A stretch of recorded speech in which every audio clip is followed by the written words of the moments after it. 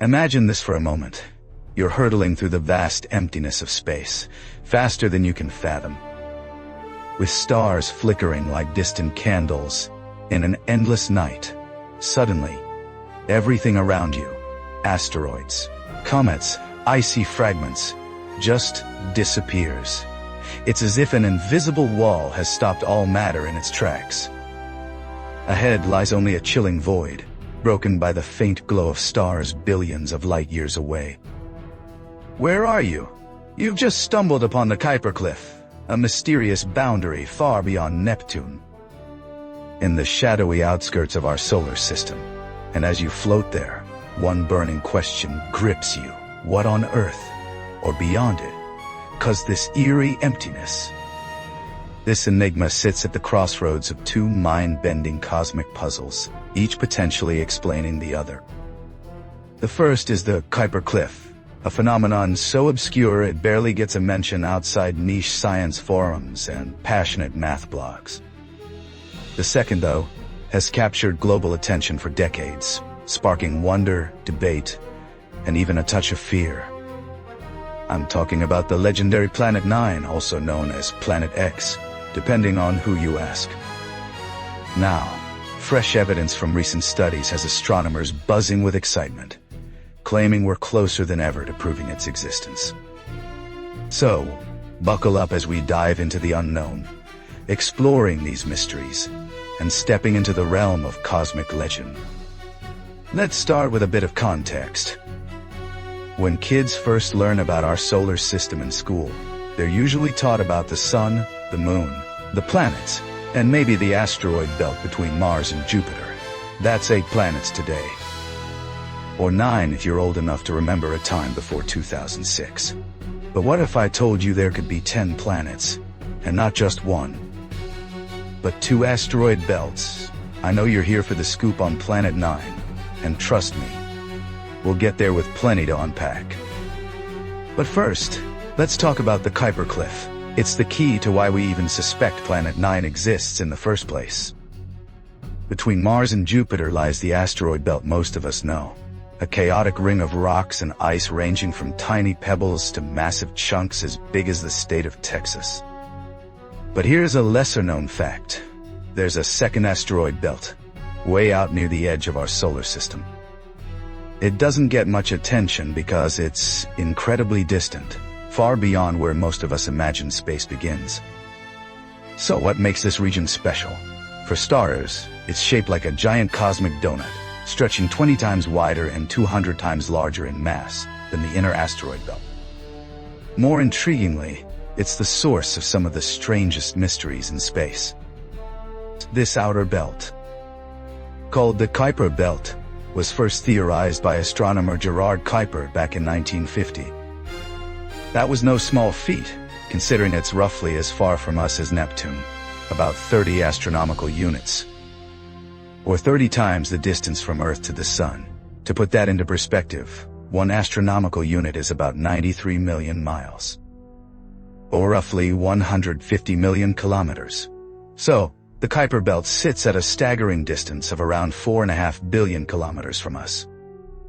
Due to this immense gap, only one spacecraft, NASA's New Horizons mission, has ever ventured there, flying past Pluto and its moons in 2015. Gerard Kuiper, often hailed as a pioneer of modern planetary science, made several groundbreaking predictions. He speculated on the composition of Saturn's rings, the moons orbiting Neptune and Uranus, and even details about Mars' atmosphere. He also imagined the moon's surface might feel like crunchy snow, a guess later confirmed by Neil Armstrong during the Apollo missions. But here's where things get really bizarre. If you travel even farther, another 200 astronomical units or so into deep space, about 30 billion kilometers, something odd happens. All the asteroids, comets, and icy debris in the Kuiper Belt just vanish. It's as if an unseen barrier traps them inside, blocks anything from entering, or as if something enormous swept them away. Even stranger, scientific models suggest there should be more objects beyond this point, not fewer.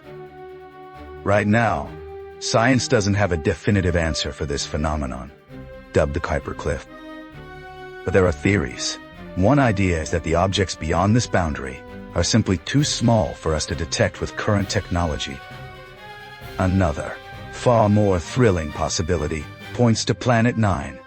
This theory suggests a massive planet with a vast orbit around our Sun passed through this region. Its gravitational pull scooping up or scattering the debris into its own orbit. If true, this could be the smoking gun for the existence of a hidden world in our solar system. This brings us to the other piece of the Kuiper Belt puzzle. This region is home to several significant celestial bodies. Known as Kuiper Belt objects, Pluto is the most famous, alongside dwarf planets like Sedna, Makemake, and Haumea. But here's the kicker. Some of these objects follow peculiar orbits, paths that defy the laws of physics as we understand them, unless something massive is out there, messing with their trajectories through gravitational influence. We first noticed this oddity with Sedna in 2004. A decade later, in 2014, another object showed a similarly strange orbit. An astronomer from Caltech connected the dots. And since then, we've identified 13 more objects with the same quirky behavior. These discoveries keep piling up evidence for trans-Neptunian objects, things beyond Neptune that might point to a hidden planet, or at least suggest one was once there. If confirmed, this could completely rewrite everything we thought we knew about how our solar system formed and operates. Before we can hunt for Planet 9, we need to know what we're looking for, based on calculations, its likely location and its potential effects on nearby objects. Here's what we think. Planet 9, if it exists, is probably a gas or ice giant, similar to Uranus or Neptune, and about 4 times the size of Earth. It could weigh anywhere from 5 to 10 times more than our planet, possibly surrounded by moons. Its atmosphere might be rich in helium and hydrogen, with an average temperature of a bone-chilling negative 226 degrees Fahrenheit, or negative 143 degrees Celsius. That's all fairly typical for a distant giant planet. But here's what sets Planet 9 apart: its incredible distance. We've already mentioned Neptune's distance of about 30 astronomical units, or roughly 4.5 billion kilometers from the Sun. Planet 9, however, is estimated to be 20 to 30 times farther away than Neptune, anywhere from 400 to 800 astronomical units. That's a staggering 60 to 120 billion kilometers. Because of this immense distance, it could take Planet 9 between 10,000 and 20,000 years to complete a single orbit around the Sun. For context, that's 2 to 4 times longer than the oldest written records of human history, depending on which sources you reference. So, how could a planet drift so far yet remain bound to our Sun's gravity? One theory suggests that if Planet 9 formed early in our solar system's history, within the crowded cluster where our Sun was born, it might have been pushed out during chaotic interactions with other celestial bodies. Think of it like overcrowding a room. Someone's bound to get shoved out. If conditions were just right, this ejected planet could still be captured in a wide orbit around the Sun. Another idea proposes that Planet 9 was a rogue planet, wandering through space after being expelled from its original star system, until it came close enough to our Sun to be ensnared by its gravity. Either way, the search for this elusive world has been ongoing for decades. But to understand the hunt, we need to address a lingering question. Why does it have 2 names? Planet X and Planet 9. The idea of an undiscovered planet lurking far beyond our known solar system isn't new. Over the years, this mystery world has been called by different names. Today, most astronomers refer to it as Planet 9. But it was originally dubbed Planet X, X standing for the unknown, by Percival Lowell, the first person to predict its existence.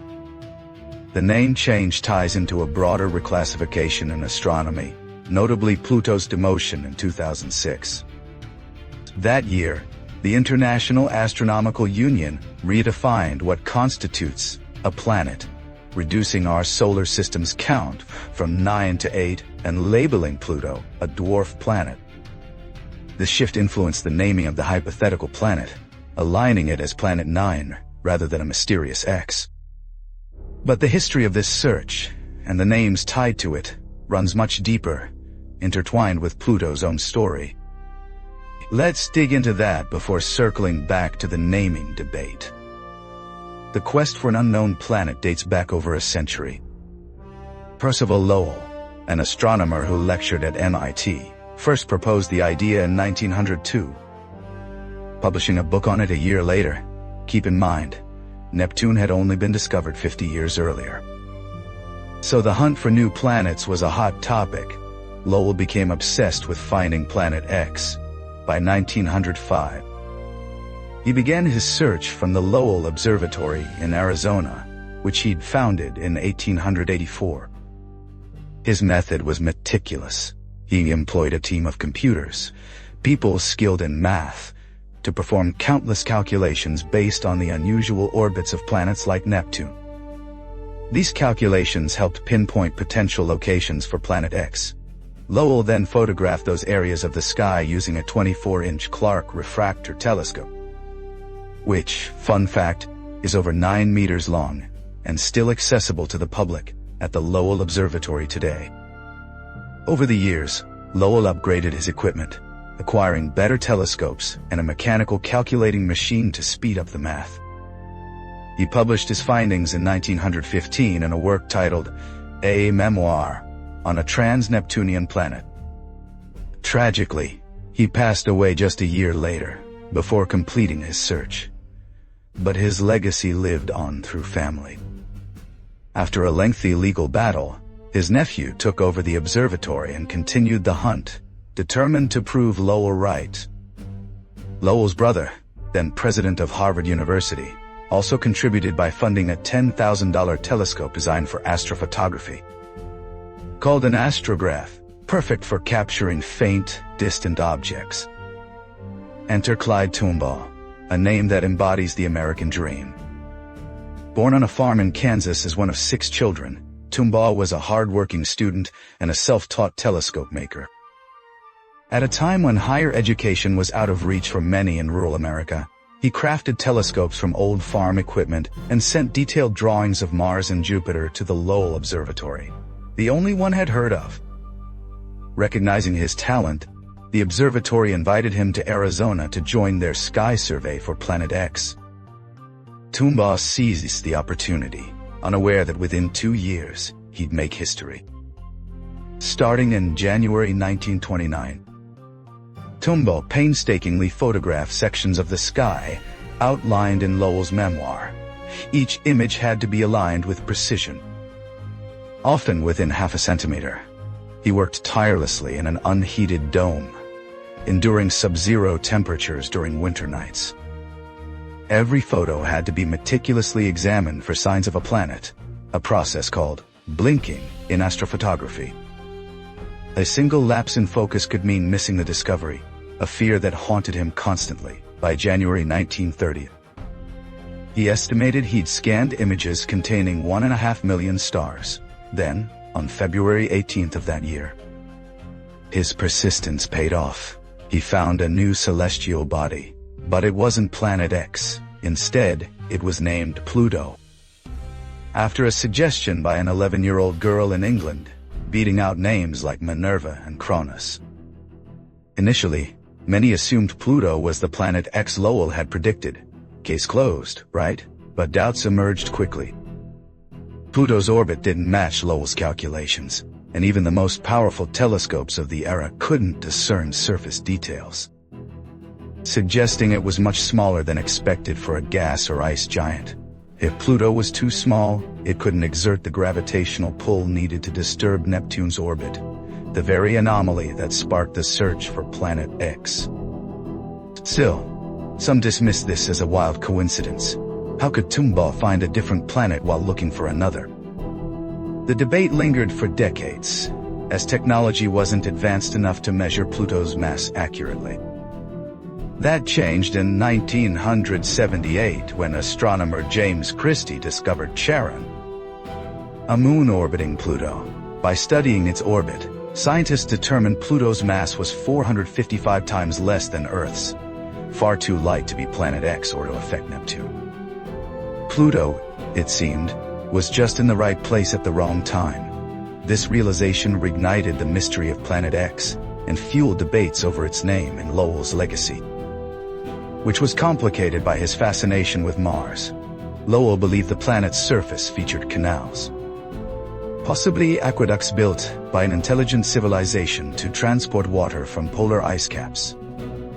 This theory, inspired by an Italian astronomer's observations in 1877, tarnished his reputation, casting a shadow over his observatory even after his death, though NASA later found evidence of ancient organic molecules on Mars. Hinting at past life, it's a far cry from canals. It's bittersweet to think Lowell didn't live to see this vindication. Fast forward to 2006, when the International Astronomical Union reclassified Pluto as a dwarf planet. Their criteria: a planet must orbit the Sun, be spherical, and clear its orbit of other debris. Pluto, residing in the debris-filled Kuiper belt, didn't meet the third requirement. This decision remains controversial, with many arguing it's mere semantics and disrespects Tombaugh's incredible discovery, a farm boy who defied odds to etch his name in history. The U.S., through Tombaugh, is one of only 2 modern nations to discover a planet, alongside British astronomers. A feat for a country just 249 years old. Culturally, reducing our solar system from 9 to 8 planets also stirs unease. The number 9 holds deep significance across religions and traditions, symbolizing completeness, wisdom, and spiritual awakening in Christianity, Norse mythology, Indian beliefs, Chinese culture, and Buddhism. It's tied to human life, 9 months of pregnancy, and appears in math, science, and music. In Arizona, near the Lowell Observatory, Pluto is celebrated in local culture with themed sushi rolls and coffee blends.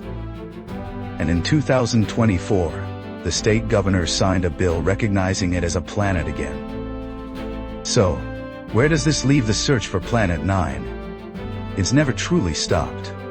In 2017, NASA launched a citizen science project called Backyard Worlds, Planet 9, inviting star enthusiasts to sift through images from the WISE mission.